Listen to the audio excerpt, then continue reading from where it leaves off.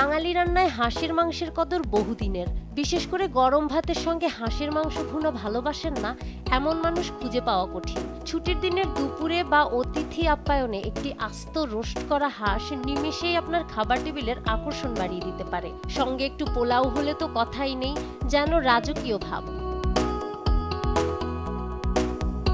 গ্রীষ্ম, বর্ষা কিংবা শীত, বছর জুড়েই অনেকেরই পছন্দের খাবারের তালিকার প্রথমেই থাকে হাঁসের মাংস।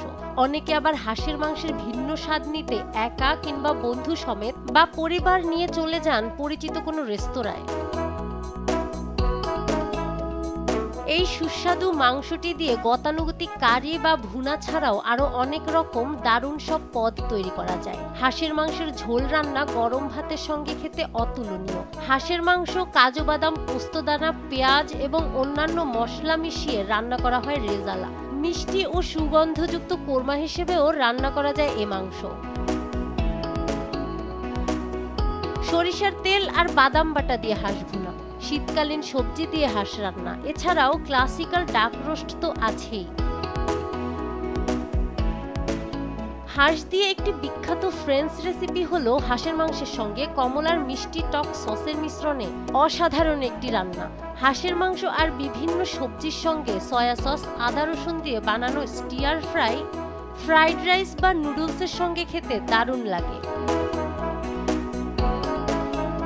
হাঁসের মাংস দিয়ে কিন্তু জিভে জল আনা আচার তৈরি করাও সম্ভব। এই পদগুলো ছাড়াও হাঁসের মাংস দিয়ে বানানো যায় বিভিন্ন ধরনের স্যুপ, স্টু, সালাদ এবং বিভিন্ন ধরনের ফিউশন ডিশ, যা আধুনিক রান্নার একটি ট্রেন্ড।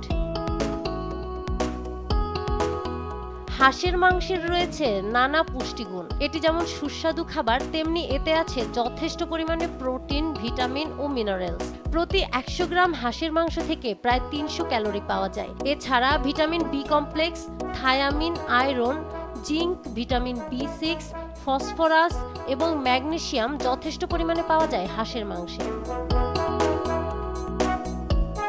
যেহেতু হাঁসের মাংসে কোলেস্টেরল এবং ফ্যাটের পরিমাণ অনেক বেশি থাকে, তাই এটি শীতকালে শরীর উষ্ণ করে। পাশাপাশি এটি শক্তির ভালো উৎস হিসেবেও কাজ করে। এছাড়া যাদের রক্ত স্বল্পতা থাকে তাদের শরীরের জন্য হাঁসের মাংস উপকারী। এই মাংসে কিছু পরিমাণে অসম্পৃক্ত চর্বি থাকে, যা হৃদরোগের জন্য উপকারী হতে পারে। তবে কিছু ক্ষেত্রে হাঁসের মাংস খাওয়ার আগে স্বাস্থ্য পরিস্থিতি বিবেচনা করে নেওয়ার সতর্ক বার্তা দিয়েছেন পুষ্টিবিদেরা। যাদের হার্টের সমস্যা, উচ্চ কোলেস্টেরল বা অতিরিক্ত ওজন আছে, তাদের জন্য পরিমাণ নিয়ন্ত্রণ জরুরি।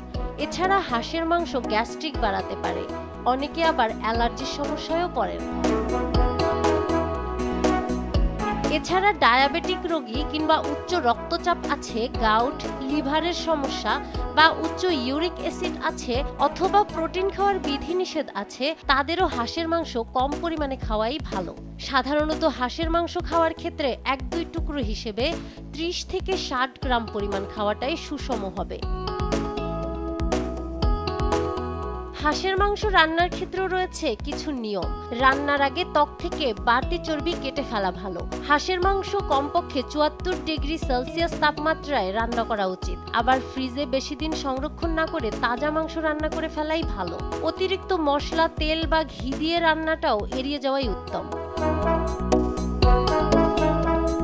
নাহার বৃষ্টি, দেশ টিভি।